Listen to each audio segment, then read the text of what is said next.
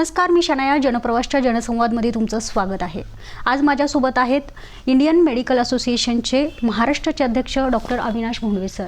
कोरोनाचा प्रादुर्भाव मोठ्या प्रमाणात वाढतोय, त्याबाबतीत आपण त्यांच्याकडून अधिक जाणून घेणार आहोत.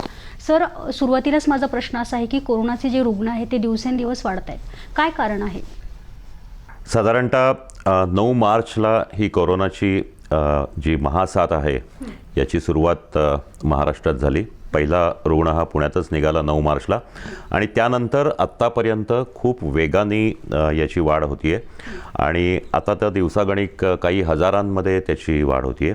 याचं मुख्य कारण असं आहे की कोरोनाचा जी संसर्ग आहे किंवा त्याचा जो प्रसार आहे हा एक्सपोनेन्शियल पद्धतीने होत असतो. म्हणजे एका माणसाला झाला की तो त्याच्यापासून अजून 4 लोकांना होतो, त्यानंतर त्या 4 लोकांना प्रत्येकी 4 16 असं टप्प्याटप्प्यात करत तो आता तिसऱ्या टप्प्यामध्ये आलेला आहे की खूप मोठ्या प्रमाणात ते वाढ होतो आहे. आणि सर्वात महत्त्वाची गोष्ट म्हणजे आज परिस्थिती अशी आहे की यांचे जे संपर्क आहेत किंवा हा कोणापासून झाला आहे हे आता लक्षात येत नाही. त्याच्यामुळं कम्युनिटी ट्रान्समिशन हा सर्वात महत्त्वाचा टप्प्यामध्ये आपण आहोत आणि त्यामुळं हे कोरोनाचे रुग्ण खूप मोठ्या प्रमाणात वाढत आहेत. सर, कोरोना जो आहे तो पसरण्याचे अनेक माध्यम आहेत असं सांगण्यात येते. आता कालच्या रिसर्चनुसार हवेतूनही कोरोना पसरतोय अशी एक बातमी वाचलेली आहे. तर हवेतून पसरण्याचे किती चान्सेस आहेत आणि कशा माध्यमातून हा कोरोना पसरतोय? सर्वात प्रथम लक्षात घेतलं पाहिजे की आत्ताच्या आपल्या ज्ञानामध्ये किंवा आत्ताच्या ज्या काही मार्गदर्शक तत्व आहेत त्याप्रमाणे करोनाचा जो एका व्यक्तीपासून दुसऱ्या व्यक्तीला जो संसर्ग होतो हा फक्त 3 प्रकारे होतो. पहिल्यांदा म्हणजे ज्या व्यक्तीला जो रुग्ण आहे तो ज्यावेळेला खोकतो किंवा शिंकतो त्यावेळेला त्याच्या तोंडातून किंवा त्या खोकल्यातून शिंकेमधून जे तुषार बाहेर पडतात त्या तुषारांमध्ये जे छोटे कण असतात त्यामध्ये लाखो विषाणू असतात आणि हे तुषार ज्यावेळेला समोर असलेला माणूस जर 3 फूट किंवा 6 फुटापेक्षा जास्ती जवळ असेल तर त्याच्या श्वासामधून ते त्याच्या शरीरामध्ये किंवा त्याच्या श्वसन संस्थेत जातात आणि त्याला त्या आजाराची बाधा होते. दुसरा प्रकार जो आहे त्यावेळेला जो माणूस खोकतो शिंकतो त्याचे जे तुषार आहेत हे हवेमध्ये जाऊन काही काळाने खाली पडतात आणि ते खाली पडलेले जे काही विषाणू असतात ते फक्त सरफेसवर असतात आणि या सरफेसमधून ज्या वेळेला आपण त्याला हात लावतो आणि हात लावल्यानंतर हे आपण तो हात जर आपण आपल्या नाकाला तोंडाला किंवा डोळ्यांना लावला तर त्यामधून तो शरीरात जातो. हे 2 मुख्य प्रकार आहेत. आता तिसरा जो प्रकार गेल्या काही दिवसात याच्याबद्दल जे सांगितलं जातं आहे तो म्हणजे तो आता हवेतून पसरतो आहे. म्हणजे आत्तापर्यंत जो आजार होता हा फक्त खोकल्यातून किंवा तुषारातून, त्याला ड्रॉपलेट इन्फेक्शन म्हणतात, त्या पद्धतीने होता. आता हा एअरबॉर्न आहे असं जगातल्या साधारणतः 239 शास्त्रज्ञांनी सांगितलं आहे आणि कालच जागतिक आरोग्य संघटनेने म्हणजे WHO त्याला साधारणतः अंशतः मान्यता दिलेली आहे. याच्यावर संशोधन चालू आहे. त्याच्यामुळं आजच हा एअरबॉर्न डिसीज आहे असं आपल्याला छातीठोकपणे सांगता येत नाही. पण जरी असला तरी तो जसे आपले सर्दी खोकल्याचे किंवा फ्लूचे जे आजार हवेतून पसरतात त्या पद्धतीचाच हा आजार राहील. त्याच्यामुळं त्यासाठी थोडी काळजी आपल्याला जास्ती घ्यावी लागेल, पण घाबरून जायचं किंवा खूप भेदरून जायचं काही कारण नाही. सर, पावसाळा म्हटलं की अनेक रोगांना निमंत्रण, अनेक आजारांना निमंत्रण. पावसाळ्यात किती धोका आहे या कोरोनाचा? तुम्ही जर पाहिलं तर उन्हाळा, पावसाळा, थंडी किंवा उष्णता याचा या जीवाणूवर परिणाम विशेषतः होत नाही. एक असं सुरुवातीला सांगितलं गेलं होतं आणि ते त्याच्यामध्ये खरंच तथ्य आहे की ह्या विषाणूची जी वाढ होते ही साधारणतः 30-40 डिग्रीपर्यंत जास्ती चांगली होते आणि खूप थंड हवा असेल तर आणखीन जास्ती चांगले होते. दमट हवेमध्ये त्याचा प्रसार जास्ती होतो. परंतु आत्ताच्या जे काही हा विषाणू नवीन आहे म्हणजे साधारणतः जानेवारीमध्ये त्याची आपल्याला जगाला माहिती झाली, पण आत्ता जे आपण पाहिलं त्याप्रमाणे कुठल्याही गोष्टीचा त्याच्यावर परिणाम होत नाही. त्याच्यामुळं पावसाळ्याचा किंवा पावसाळी हवेचा करोनाच्या विषाणूवर काहीही परिणाम होणार नाही. त्याचा प्रसार ज्या वेगाने चालू आहे त्या पद्धतीनेच तो चालू राहील. आता दुसरी महत्त्वाची गोष्ट एक अशी आहे की पावसाळ्यामध्ये म्हणजे ह्या आपण जर कोरोनाची जर लक्षणं पाहिली तर सर्दी खोकला, घसा दुखणं, दम लागणं हेच प्रकार असतात, ताप येणं आणि या पद्धतीचे जे इतर आजार आहेत विशेषतः विषाणूजन्य आजार आहेत. म्हणजे त्याच्यामध्ये साधा फ्लू येतो किंवा इवन सध्या ती स्वाईन फ्लूची साथ आहे. पावसाळ्यामुळं पाणी साचून डास वाढतात, त्याच्यामुळे डेंगी, मलेरिया यासारखे आजार होतात. इवन काही ठिकाणी लेप्टोस्पायरोसिसचा उद्रेक होतो. तर हे सगळे आजार आहेत. याची सुरुवात जी आहे ही सर्दी खोकला तापातूनच होते. त्याच्यामुळं हा नक्की कुठला आजार आहे हे लोकांना लक्षात येत नाही आणि त्याच्यामध्ये हा कोरोनाचा जर त्रास त्या व्यक्तीला असेल तर त्याकडं हा सर्वसाधारण आजार आहे असं समजून दुर्लक्ष केलं जाण्याची शक्यता आहे आणि त्यातून रुग्णांची संख्या वाढण्याची शक्यता आहे. बरं सर, आता कोरोनाचे रुग्ण हे वाढतातच आहेत. हा कोरोना रोखण्यासाठी आपल्या पातळीवर म्हणजे नागरिकांनी सर्वसामान्य पातळीवर काय उपाययोजना केली पाहिजे असं वाटतं तुम्हाला? आता एक महत्त्वाची गोष्ट लक्षात घ्या की कोरोना हा आजार तुम्हाला झाल्यावर प्राथमिक पातळीवर कुठलंही औषध अस्तित्वात नाही. म्हणजे जसं आपल्याला टायफॉईड झाला तर त्यासाठीचं औषध आहे किंवा अगदी स्वाईन फ्लू झाला तरी सुद्धा टॅमिफ्लूसारखं औषध आहे की ते घेतल्यानंतर तुम्हाला 5 दिवसात पूर्ण बरे होऊ शकता.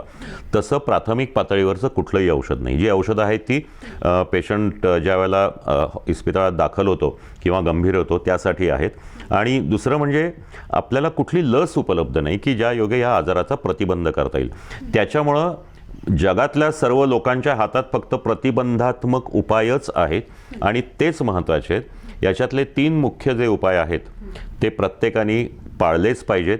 त्यामध्ये चेहऱ्यावर मास्क लावणं आणि तो चांगल्या पद्धतीचा मास्क लावणं, तो योग्य पद्धतीने वापरणं, तो कॉटन मास्क असेल तो रोजच्या रोज धुतलेला स्वच्छ वापरणं, तो गळ्यामध्ये न अडकवणं, त्याला पुढच्या बाजूने हात न लावणं हे महत्त्वाचं. दुसरं म्हणजे ज्याला फिजिकल डिस्टन्सिंग किंवा सोशल डिस्टन्सिंग म्हणतात की 2 व्यक्तींमध्ये कमीत कमी 3 फुटाचं किंवा आयडियली 6 फुटाचं अंतर ठेवलं पाहिजे. कारण हे जे विषाणू आहेत हे खोकल्यातून शिंकेतून हे 3 फुटापर्यंत पसरतात. आणि तिसरं सर्वात महत्त्वाचं म्हणजे हात स्वच्छ धुणं. आता हात स्वच्छ धुणं हे सुद्धा शास्त्रीय पद्धतीने 6 टप्प्यांमध्ये धुवावं लागतं. आपण वेळोवेळी त्याच्याबद्दल माहिती दिलेलीच आहे. आणि हे साबणाने धुवावेत किंवा जर पाण्याची सोय नसेल तर सॅनिटायझरने वापरावं. हे सारखे धुवायची गरज नाही, पण ज्या वेळेला आपण आपल्या चेहऱ्याला, नाकाला, तोंडाला, डोळ्याला हात लावायचं आपल्याला इच्छा होईल त्याच्या आधी हात धुतलेले असले पाहिजेत. विशेषतः एक लक्षात घ्या की आज ऑफिसमध्ये अनेक लोक जात आहेत. तिथं ऑफिसमध्ये नाकावर मास्क वापरलेला आहे, तुम्ही काम करताय. ज्या वेळेला तुम्ही ऑफिसमधलं तुमचा लंच अवर होतो आणि ज्यावेळेला तुम्ही जेवायला जातात त्यावेळेला तुमचा हात साहजिकच तोंडाला जाणार आहे, तोंडाला लागणार आहे, मास्क काढून ठेवावं लागणार आहे. तर अशा वेळेला तुम्ही हात धुतले पाहिजेत. किंवा तुमच्या चेहऱ्याला घाम आला, हे आला, चेहरा पुसावासा वाटला तर आधी हात स्वच्छ धुतले पाहिजेत, मगच तो चेहऱ्याला लावला पाहिजे. कारण आपल्या हाताला इतर गोष्टींना स्पर्श करून आपल्या हाताला ते विषाणू लागलेले असू शकतात. तर ह्या गोष्टी आपल्याला 3 महत्त्वाच्या गोष्टी लक्षात ठेवायला लागतील.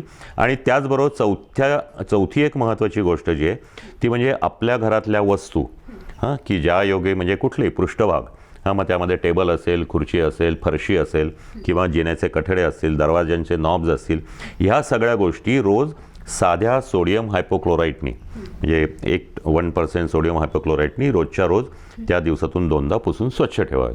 हे त्याच्यावरचे जंतू हे नष्ट होतील. तर ह्या पद्धतीने ह्या 3-4 गोष्टी जर आपण पाळल्या तर हे प्रतिबंधक उपाय जर आपण पाळले तर खरोखरच या गोष्टी या जंतूंचा संसर्ग किंवा ह्या आजाराची बाधा आपल्याला होऊ शकणार नाही. आता मगाशी तुम्ही जे म्हणालात की हवेतून पसरतो, हवेतून पसरण्यामध्ये ह्या 4ही गोष्टी फार कटाक्षाने पाळाव्या लागतील. पण त्याचबरोबर व्हेंटिलेशन म्हणजे घरामध्ये जी हवा मोकळी खेळती राहिली पाहिजे ते सुद्धा खूप महत्त्वाचं आहे. तर या सगळ्या गोष्टी आपण प्रतिबंधक उपाय म्हणून पाळायला पाहिजेत. बरं सर, मार्चमध्ये रुग्णांची संख्या अगदी कमी होती कारण सुरुवातीलाच तो कोरोना आपल्याकडे दाखल झाला होता. आणि जेव्हा लॉकडाऊन केलं, मार्चमध्ये साधारण लॉकडाऊन झालं, त्यानंतर रुग्णांची संख्या कमी होती. तर लॉकडाऊन करणं हा त्याच्यावर पर्याय आहे का? एक लक्षात घ्या की ज्या वेळेला आपल्याकडं औषध नाही, लस नाही आणि प्रतिबंधात्मक उपायच पाळणं एवढंच आपल्या हातात आहे तर लॉकडाऊन म्हणजे काय असतं तर प्रतिबंधात्मक उपाय सक्तीने करण्यासाठीची गोष्ट. याच्यामध्ये जे सोशल डिस्टन्सिंग आहे, लोकांचं विलगीकरण जे आहे किंवा अलगीकरण जे आहे हे खूप काटेकोरपणे पाळलं जावं यासाठी लॉकडाऊन असतो. मी सुरुवातीला म्हणलं त्याप्रमाणे हा एक्सपोनेन्शियल ग्रोथ असते. म्हणजे एकापासून 4 जणांना, 4 जणांपासून 16 जणांना या पद्धतीने तो वाढत जातो. आणि त्यामुळं हा जो प्रसार आहे एका व्यक्तीपासून दुसऱ्याकडून पुढच्या लोकांकडे प्रसाराची ही जी साखळी आहे, ही साखळी मोडण्यासाठी, ज्याला आपण ब्रेक द चेन म्हणतो, त्यासाठी लॉकडाऊन आवश्यक आहे. भारतामध्ये साधारणतः 25 मार्चपासून 31 मेपर्यंत जे पहिले 3 लॉकडाऊन झाले, त्यानंतर 1 जूनपासून अनलॉक 1 किंवा हा लॉकडाऊन 4 झाला आणि आता आपण 5व्या लॉकडाऊनमध्ये. यातले पहिले 3 लॉकडाऊन खूप काटेकोरपणे पाळले गेले आणि हे आकडेवारीने सिद्ध झालेलं आहे की जर हे लॉकडाऊन पाळले गेले नसते तर आत्ता जे आहे त्याच्या जवळजवळ 25 ते 30% रुग्ण जास्ती आपल्याला आढळले असते. त्याच्यामुळं लॉकडाऊन हा निश्चितच आपल्याला उपयुक्त ठरला आणि त्यामुळं रुग्णांची संख्या जी वेगाने वाढायला हवी होती, जेवढ्या वेगाने वाढायला हवी होती तेवढी झाली नाही आणि मृत्यूदरही आपण कायम ठेवू शकलो. आज भारताचा मृत्यूदर हा जगात सर्वात कमी आहे. इवन बरं होणाऱ्या रुग्णांची संख्याही जास्ती आहे. याचं मुख्य कारण हे जे 3 लॉकडाऊन आपण पाळले त्यामध्ये आहे. बरं सर, कोरोना जो सगळ्यात मोठा आघात करतो रुग्णांवर, तर त्या व्यक्तीच्या प्रतिकारशक्तीवर हे सगळं डिपेंड आहे असं म्हटलं जातं. तर ती रोगप्रतिकारशक्ती वाढवण्यासाठी काय केलं पाहिजे? एक लक्षात घ्या की रोगप्रतिकारक शक्ती या विषयावर खूप वेगवेगळी औषधं सुद्धा आता बाजारपेठेत आहेत. बरोबर आहे. रोगप्रतिकारक शक्ती ह्या विषयावर खूप मोठा गोंधळ आहे. एक लक्षात घ्या, रोगप्रतिकारक शक्ती ही आपल्या शरीरामध्ये वेगवेगळ्या पद्धतीने येते. त्याचे 2 मुख्य प्रकार असतात. एक म्हणजे आपण ज्यावेळेला जन्मतो त्यावेळेला काही आजारांविरुद्ध आपल्याला नैसर्गिक रोगप्रतिकार शक्ती असते. म्हणजे ते आजार आपल्याला कधीच होत नाहीत, आपल्याला जन्मालाच आपल्या आईवडिलांकडून ते मिळालेले असतात. दुसरी जी आपण प्राप्त करतो किंवा ॲक्वायर्ड इम्युनिटी म्हणतात, ही इम्युनिटी ज्यावेळेला आई बाळाला पहिल्या दिवशी जे स्तनपान करते त्यामधून अनेक आजारांची प्रतिकारशक्ती मिळते आणि त्यानंतर काही विशिष्ट आजार असतात त्यांची प्रतिकारशक्ती जी आहे ती आपल्याला लसीकरणातून मिळते. आणि त्यासाठी बाळाच्या पहिल्या 6 महिन्यामध्ये ट्रिपल पोलिओ, आपण जे म्हणतो धनुर्वात, डांग्या, खोकला, घटसर्प, हिब, रोटाव्हायरस किंवा हे जे आजार आहेत यांच्या लसी आपण देतो. पुढच्या आयुष्यामध्ये सुद्धा गोवर, कांजिण्या किंवा इतर ह्या रुबेला अशा आजारांच्या लसी देतो. आपल्याला कुत्रं चावलं तर आपण कुत्र्याची लस घेतो किंवा ही स्वाईन फ्लूची साथ असेल स्वाईन फ्लूचं घेतो, कॉलरा टायफॉईडची लस घेतो. ह्या ज्या लसी आहेत या लसीकरणामधून आपल्याला प्रतिकारशक्ती मिळते. आता ही प्रतिकारशक्ती म्हणजे काय असतं तर आपल्या शरीरामध्ये काही अँटीजेन्स तयार होतात आणि हे अँटीजेन्स आपल्या शरीरावर आक्रमण करणारे जीवाणू म्हणजे बॅक्टेरिया किंवा विषाणू म्हणजे व्हायरसेस यांना ते त्यांची वाढ होऊन देत नाहीत आणि त्या आजाराची बाधा आपल्याला शरीरात होऊन देत नाही. हे करणारी जी शक्ती असते त्याला रोगप्रतिकारक शक्ती म्हणतात. ही अशा पद्धतीनेच मिळते, म्हणजे जन्मजात असते किंवा ॲक्वायर्ड असते. ही कुठल्याही प्रकारची गोळ्या, औषधं, भस्म, काढे यांच्यामधून मिळत नाही. आत्ता सध्या ज्या औषधांचा बोलबाला आहे किंवा ज्याचं एक मोठ्या प्रमाणात मार्केटिंग चालू आहे, काही वेळेला तर आपण असं पाहिलंय की ही प्रतिकारशक्ती वाढणारी औषधं म्हणून जाहीर केलं जातात आणि यांनी आजार होत नाही अशाही प्रकारचा एक संभ्रम लोकांच्या मनात निर्माण केला जातोय. तर हे पूर्णपणे चुकीचं आहे.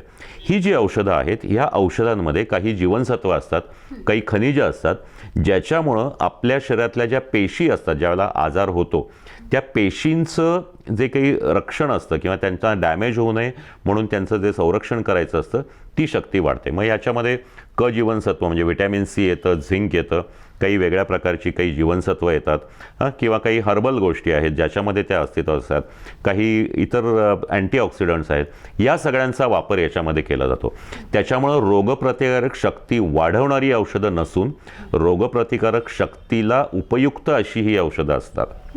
तर त्यांच्या फारसं आपण नादी लागू नये. त्यांचा मारा केला म्हणजे आपल्याला आजार होऊ नये, आजार होणार नाही असाही विचार कोणी करू नका. आणि त्याहीपेक्षा एक सर्वात महत्त्वाची गोष्ट म्हणजे ह्या गोळ्या किंवा ही औषधं घेतल्यावर आपल्याला करोना होणार नाही अशा प्रकारे खोटा विश्वास बाळगू नका. हा एक मोठा भूलभुलैया आहे. हे जे प्रतिबंधात्मक उपाय पाळणं एवढ्याच गोष्टी आपल्याला जास्ती महत्त्वाच्या आहेत. बरं सर, माझा पुढचा प्रश्न असा आहे की कोरोनाचे जे रुग्ण आहेत त्यांचे बरेच कोरोनाचे रुग्ण असे आहेत की त्यांच्यामध्ये ती लक्षणं जाणवत नाहीत आणि वेगवेगळी लक्षणं समोर येतात. त्या बाबतीत काय सांगाल? आता सध्या जर आपण पाहिलं कोरोनाची जी लक्षणं आहेत, आता एक सर्वसाधारणपणे जगातल्या आकडेवारीप्रमाणे आणि भारताच्याही आकडेवारीप्रमाणे साधारणतः 70 ते 80% रुग्णांना कुठलंही लक्षण नसतं. पण तो त्याच्या शरीरामध्ये करोनाचे विषाणू असतात आणि तो पॉझिटिव्ह निघतो. पण बाकीचे जे 20 ते 30% लोक आहेत त्यांच्यामध्ये विविध प्रकारची लक्षणं दिसतात. सुरुवातीलाच आपलं बोलणं झालं त्याप्रमाणे हा जानेवारीमध्ये ह्या विषाणूची माहिती झाली. त्याच्या आधी हा जो सार्स जातीचा व्हायरस आहे कोरोनातल्या, आणि त्याची जी लक्षणं होती ती लक्षणं ह्याला दिसून येत होती. म्हणजे सर्दी होणं, खोकला येणं, घसा दुखणं, ताप येणं, आणि काही प्रमाणामध्ये दम लागणं आणि खूप जास्ती झालं तर न्यूमोनिया होणं, ही मुख्य लक्षणं सुरुवातीला दिसून येत होती. नंतर काही दिवसांनी असं लक्षात आलं की काही गोष्टी काही व्यक्तींमध्ये जुलाब होतात, उलट्या होतात, मळमळ होते, आणि एक अतिशय महत्त्वाची गोष्ट म्हणजे काही व्यक्तींमध्ये हे वास येणं बंद होतं, काही जणांमध्ये नाक चोंदतं. तर एक साधारणतः 15 दिवसापूर्वी अमेरिकेचं जे centre of disease control and prevention आहे, CDC म्हणतात, त्यांनी हे अधिकृतरित्या जाहीर केलं की वास न येणं, त्यानंतर उलटी, मळमळ, जुलाब होणं आणि नाक चोंदणं किंवा नाक वाहणं ही सगळी लक्षणं आता करोनाची अधिकृत लक्षणं आहेत. तर हा जो बदलता ह्या गोष्टी आहेत ह्या अशा होत जाणार आहेत की नवीन नवीन गोष्टी लक्षात येईल. त्यामध्ये अजून एक महत्त्वाचं लक्षण आहे ते म्हणजे आपल्याला ऑक्सिजन कमी पडतो. हे सुरुवातीपासूनच सांगितलं, पण त्यामुळं मग खूप गळून गेल्यासारखं वाटतं की त्या माणसाला चक्कर येते, उभं राहिलं तर कळत नाही, कधी कधी एकदम खूप कन्फ्यूज झाल्यासारखं किंवा गोंधळल्यासारखं वाटतं, नक्की काय चाललंय हे कळत नाही. तर ही सगळी लक्षणं आता करोनामध्ये अधिकृतरित्या मानली जातात. बरं, जेव्हा लॉकडाऊन होतं तेव्हा मी मगाशी बोलल्याप्रमाणे रुग्णांचं प्रमाण हे कमी होतं, तर आता लॉकडाऊन शिथिल केल्यानंतर रुग्णांचं जे प्रमाण आहे ते 3 पटीने वाढले असं म्हणायला हरकत नाही. तर आता परत जर लॉकडाऊन केलं तर रुग्णांचं प्रमाण कमी होऊ शकेल का? एक तुम्ही म्हणताय त्यामध्ये काही अंशी सत्य आहे की लॉकडाऊन नंतर अनलॉक ज्यावेळेला केलं त्यानंतर रुग्णांची संख्या वाढली. एक लक्षात घ्या की करोनाच्या साथीला जशी वैद्यकीय कारणं आहेत किंवा वैद्यकीय भाग आहेत, तसंच काही सामाजिक आणि वैयक्तिक आर्थिक असेही त्याला बाजू आहेत. आणि या गोष्टींचा विचार करून की अनेक लोकांना कामधंदे बंद ठेवावे लागले, त्यांच्या रोजच्या खाण्यापिण्याचेही प्रश्न निर्माण झाले, अनेक लोक खूप लांब अंतरावर वेगळ्या प्रांतामध्ये, वेगळ्या देशामध्ये, वेगळ्या शहरामध्ये अडकून पडले, त्यांना परत जागे येऊन पाठवणं आवश्यक होतं. अनेक बंद पडलेले जे काही व्यवसाय होते, बंद केले गेलेले व्यवसाय होते की जे आपल्या रोजच्या जीवनाला गरज होते, म्हणजे उदाहरणार्थ सलूनसारखे किंवा अशा काही गोष्टी होत्या, किंवा घरामधले काही इन्स्ट्रुमेंट्स बंद पडले, हे पडले, ह्या गोष्टी सगळ्या आवश्यक होत्या आणि त्या सुरू करण्यासाठी अनलॉक केलं गेलं. अनलॉक करताना हे सरकारला किंवा आरोग्य खात्याला हे नक्की माहिती होतं की रुग्णांची संख्या वाढणार आहे, पण ते सगळं मान्य करून हे केलं गेलं. पण त्यामध्ये आता इथून पुढं लॉकडाऊन करून हे सगळं पुन्हा जागेवर येईल असं नाही. तर त्याऐवजी खूप असा स्पेसिफिक दृष्टिकोन त्याच्यामध्ये घेतलेला आहे की ज्या भागांमध्ये रुग्णांची संख्या जास्ती आहे अशा भागांमध्ये कंटेनमेंट झोन निर्माण केले गेले किंवा काही हॉटस्पॉट आहेत हे जाहीर केलं गेलं. त्या ठिकाणी जास्तीत जास्त रुग्णांची तपासणी करणं, त्या तिथल्या जनतेमध्ये आजाराच्या प्रतिबंधक उपायाबद्दल जनजागृती करणं, ह्या ज्या गोष्टी आहेत, किंवा टेस्टिंग मोठ्या प्रमाणात वाढवणं, किंवा त्या भागामध्ये जे कोणी रुग्ण निघतील त्यांचे कॉन्टॅक्ट ट्रेसिंग जास्ती प्रमाणात करणं, ह्या गोष्टी करून हा आजार जास्तीत जास्त ताब्यात आणण्याची किंवा नियंत्रणात आणण्याचा विचार आहे आणि त्याप्रमाणे कार्य चालू आहे. आता हे कंटेनमेंट झोनसुद्धा ज्या वेळेला तिथली रुग्णसंख्या कमी होईल आणि नवीन वेगळ्या ठिकाणी वाढेल त्या ठिकाणी ते बदलले जातील. म्हणजे कंटेनमेंट झोनच्या जागासुद्धा बदलल्या जाणार आहेत आणि बदलल्या जात आहेत. तर या पद्धतीने पूर्ण लॉकडाऊन करण्याच्या विरुद्ध आहे, कारण त्याला वैद्यकीय कारणांपेक्षा आर्थिक आणि सामाजिक कारणं ही जास्ती कारणीभूत आहेत. बरं सर, आता माझा प्रश्न असा आहे की खाजगी जी रुग्णालय आहेत ती रुग्णांकडनं कोविड-19ची जी रुग्ण आहेत तर त्यांच्याकडून अवाजवी बिल आकारलं जातं. त्यांच्याकडून कालचीच एका खाजगी हॉस्पिटलने फक्त ॲम्ब्युलन्सचा जो खर्च आहे तर तो 8,000 लावला. तर खाजगी रुग्णालय रुग्णांकडून जास्त पैसे आकारले जातात तर त्या बाबतीत काय सांगाल? या बाबतीत 2-3 गोष्टी मी नक्की हे सांगू शकेन आणि मला सांगाव्याशा वाटतात. सर्वात प्रथम म्हणजे खाजगी रुग्णालय आपण जे म्हणतो त्यामध्ये 2-3 प्रकार आहेत. एक म्हणजे डॉक्टरांची स्वतःची असलेली जी छोटी किंवा मध्यम स्वरूपाची हॉस्पिटल्स जी आमच्या इंडियन मेडिकल असोसिएशनच्या डॉक्टरांची असतात, आणि काही मोठी हॉस्पिटल्स जी कॉर्पोरेट हॉस्पिटल्स म्हणून ओळखली जातात. आता कॉर्पोरेट हॉस्पिटल जे आहेत त्यांचा कन्सेप्टच वेगळा आहे. हे कॉर्पोरेट हॉस्पिटल्स ही फायदा मिळवण्यासाठीच आलेली आहेत आणि सरकारनेच तशी त्यांना त्यांना परवानगी दिलेली आहे. आता महाराष्ट्र सरकारने साधारणतः एक मे महिन्याच्या सुमारास असं जाहीर केलं की खाजगी रुग्णालयांच्या 80% जागा त्यांनी त्या अधिग्रहित केल्या. त्याचबरोबर ह्या रुग्णालयांमध्ये रुग्णांना काय दर लावावेत यासाठी त्यांनी एक दरपत्रक जाहीर केलं आणि त्याप्रमाणेच हे केलं गेलं. त्याचप्रमाणे बिल लावलं गेलं पाहिजे. त्याप्रमाणे रुग्णांना तिथं 80% खाटा उपलब्ध करून दिल्या पाहिजेत याची कायद्याने सक्ती केली गेली आणि ते जर केलं नाही तर त्याच्यावर कायदेशीर कारवाई करण्याचंही त्यांनी सांगितलेलं आहे. आता त्याचबरोबर काही रुग्णांमध्ये काही रुग्णालयं जी आहेत की जिथं ते कोविड हॉस्पिटल्स नाही आहेत, नॉन कोविड पेशंट्स तिथं जाणार आहेत, अशांना महात्मा फुले जन आरोग्य योजना जी आहे त्याप्रमाणे बिल लावावं असं सरकारने सांगितलेलं आहे. आज महाराष्ट्रातली जवळजवळ सर्व इस्पितळं या पद्धतीने महाराष्ट्रभरात काम करत आहेत. काही 1-2 ठिकाणी अपवाद आहेत की जिथं बिलं जास्ती लावली गेली असं जनतेच्या तक्रारी आहेत किंवा सरकारच्याही तक्रारी आहेत. त्याच्यामध्ये आम्ही पाहिल्यानंतर असं लक्षात येतं की बऱ्याचदा हा गैरसमज झालेला आहे किंवा जो ओव्हरचार्जिंग आहे ते काही थोड्या रुग्णालयांमध्ये होतं, पण बाकीचे जे रुग्णालय आहेत तिथं ते व्यवस्थितपणे पाळलं जातं. जर आपल्याला भारताच्या घटनेने अधिकार दिलेला आहे, जर तुम्हाला या पद्धतीच्या बिलामध्ये जर काही तफावत वाटली किंवा जर बिल जास्ती आकारलं गेलं तर आपण नक्कीच याबद्दल योग्य त्या आरोग्य अधिकाऱ्याकडे तक्रार करू शकता आणि करावी किंवा सरकारकडे तक्रार करावी.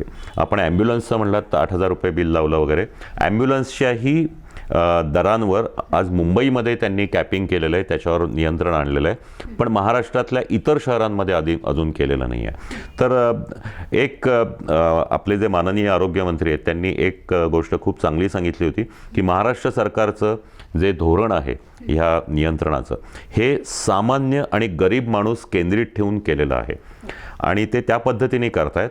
आणि आम्ही जे डॉक्टर्स आहोत, इंडियन मेडिकल असोसिएशनचे जे आम्ही डॉक्टर्स आहोत किंवा इतरही जे काही कोणी सर्व प्रॅक्टिस करणारे खाजगी डॉक्टर्स आहेत, आमची जी सोशल कमिटमेंट आहे, आम्ही ही जनतेच्या किंवा समाजाच्या उपयोगी पडण्याला कटिबद्ध आहोत.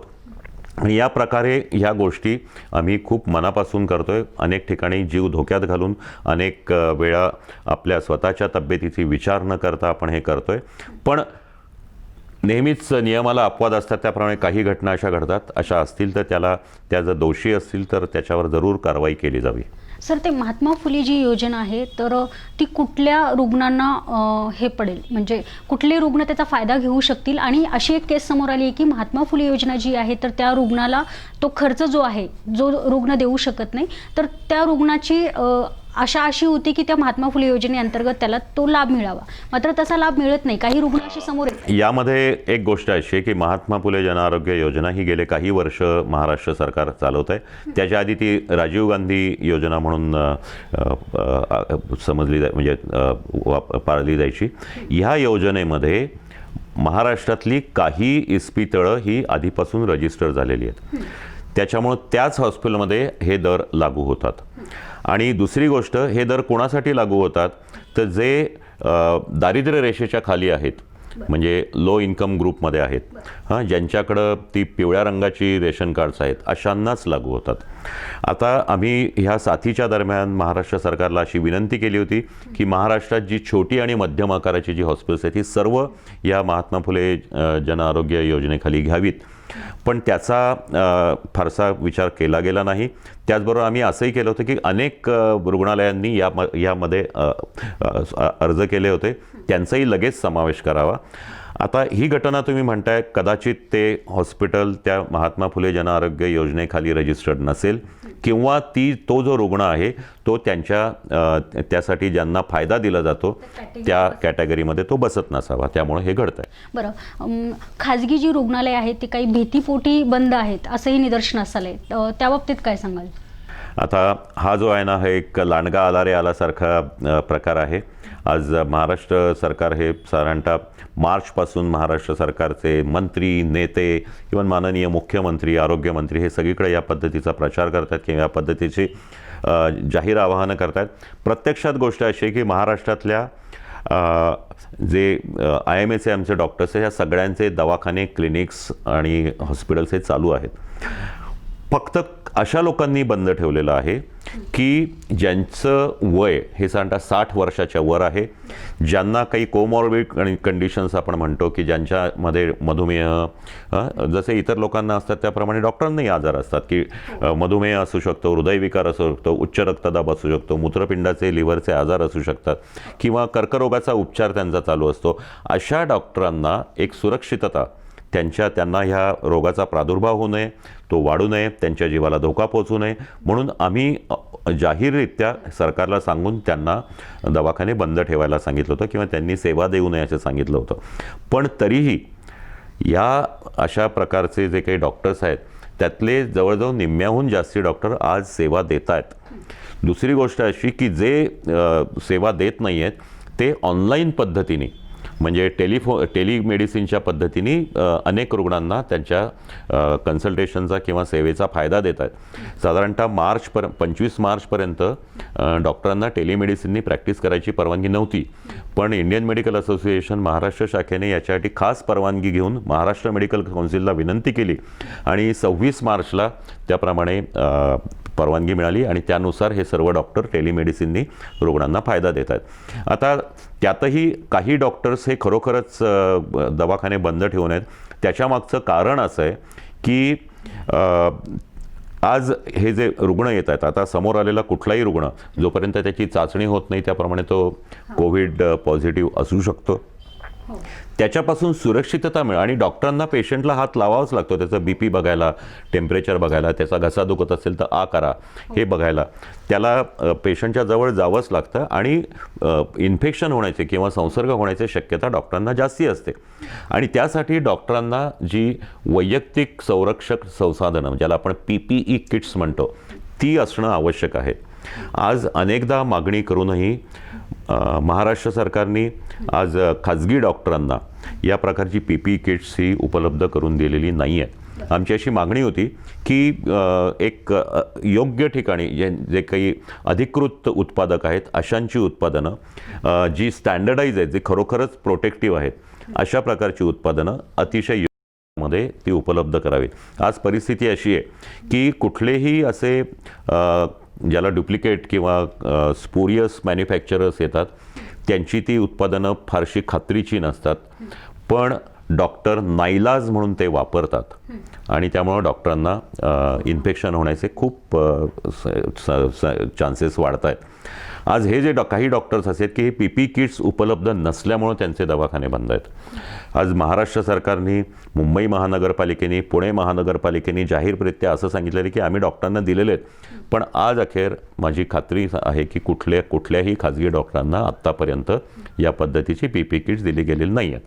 तर या कारणासाठी बंद आहेत. अदरवाईज बाकी सर्वांची दवाखाने आणि कन्सल्टिंग रूम हॉस्पिटल चालू आहेत. बरं सर, हा माझा शेवटचा प्रश्न असेल की अमेरिकेचे राष्ट्राध्यक्ष डोनाल्ड ट्रम्प यांनी WHO सोडचिठ्ठी दिली वर्ल्ड हेल्थ ऑर्गनायझेशनला, तर त्याचा काय परिणाम होऊ शकतो का, किंवा तुम्ही याकडे कसं पाहता? अमेरिकन राष्ट्र म्हणजे अमेरिकेने यासाठी 1 महिन्याची नोटीस दिलेली आहे आणि त्याप्रमाणे त्यांनी त्याचे संबंध तोडण्याची प्रक्रिया सुरू केलेली आहे. या सगळ्यामागं एक गोष्ट पूर्ण लक्षात घ्या की WHO ही सुरू करण्यामागं, जागतिक आरोग्य संघटना सुरू करण्यामागं मुख्य प्रेरणा ही अमेरिकेचीच होती. किंबहुना त्याचं जे फंडिंग आहे ते जास्तीत जास्त हे अमेरिकन सरकारकडूनच जात होतं. पण असं असूनही ज्या वेळेला नोव्हेंबर-डिसेंबरमध्ये ही कोरोनाची साथ चीनमध्ये खूप मोठ्या प्रमाणावर ज्या वेळेला चालू होती त्यावेळेला त्याची बातमी WHOनी ही दडवून ठेवली असा अमेरिकन सरकारचा आक्षेप आहे आणि तो त्यांनी सिद्धही केलेला आहे. त्याचबरोबर अमेरिकन सरकारचं किंवा अमेरिकेच्या राष्ट्राध्यक्षांचं असंही म्हणणं आहे की हा जो व्हायरस आहे हा नैसर्गिक नसून हा मॅनमेड आहे आणि चीननी तो तयार केलेला आहे आणि एक प्रकारचं तिसरं महायुद्धचा प्रकार आहे किंवा जैविक महायुद्ध म्हणून समजलं जातं. आणि यासाठी त्याच्यासाठी तर त्याच्याबद्दलचे संशोधन चालू आहे, त्याच्याबद्दलचे पुरावे ते गोळा करतायत आणि यामधूनच ह्या सगळ्या गोष्टी पुढं आल्या आणि ह्या अमेरिकेच्या किंवा जगातल्या अनेक राष्ट्राच्या, ऑस्ट्रेलियाचाही हा दावा आहे, अनेक राष्ट्रांचे हे दावे आहेत, त्याला WHO हे समर्पक उत्तर देऊ शकलं नाही. आणि सर्वात महत्त्वाचं भारताच्या दृष्टीने सुद्धा एक महत्त्वाची गोष्ट अशी आहे की जानेवारीमध्ये ज्यावेळेला हे जाहीर झालं, ज्यावेळेला फेब्रुवारीमध्ये या पद्धतीचे रुग्ण खूप मोठ्या प्रमाणात जगात आढळायला लागले, तरीसुद्धा WHOनी मार्च निम्मा उलटल्यानंतर ही साथ ही जागतिक साथ आहे किंवा पॅन्डेमिक आहे असं डिक्लेअर केलं. या दरम्यान म्हणजे जानेवारी ते मार्च या दरम्यान चीनमध्ये लाखो लोक जाऊन आले. जगातले लाखो लोक जे इन्फेक्टेड होते ते या देशातून त्या देशात गेले आणि त्याच्यामुळं ही साथ खूप मोठ्या प्रमाणात पसरली गेली. ही या जागतिक आरोग्य संघटनेने केलेल्या उशिराबद्दल आणि त्याचा निषेध म्हणून अनेक देशांनी निषेध केलेला आहे आणि त्याचाच हा एक भाग आहे की अमेरिकेने ते संबंध तोडण्याचं ठरवलेलं आहे. त्याचा परिणाम एकच फक्त त्याचा परिणाम असा होईल की दोन शक्यता आहेत की आत्ता ह्या जे साथीचं नियंत्रण जे आहे हे WHO सारखी संघटना नसल्यामुळं आज जगामधल्या सर्व देशांना जे काही वेगवेगळ्या प्रकारचे आदेश किंवा उपाय सुचवले जातात ते मिळणार नाहीत. आणि त्याचबरोबर दुसरी शक्यता अशी आहे की कदाचित एक पॅरलल वेगळी संस्था यासाठी यापुढं उभी राहू शकेल. बरं सर, धन्यवाद तुम्ही आमच्याशी संवाद साधल्याबद्दल. तर हे आहेत इंडियन मेडिकल असोसिएशनचे महाराष्ट्राचे अध्यक्ष अविनाश भोंडे यांनी कोविड-19ची सध्याची परिस्थिती काय, ती रोखण्यासाठी काय उपाययोजना केलं पाहिजे आणि प्रत्येक व्यक्तीने काय स्वतः काळजी घेतली पाहिजे हे यांनी सविस्तर सांगितलेलं आहे.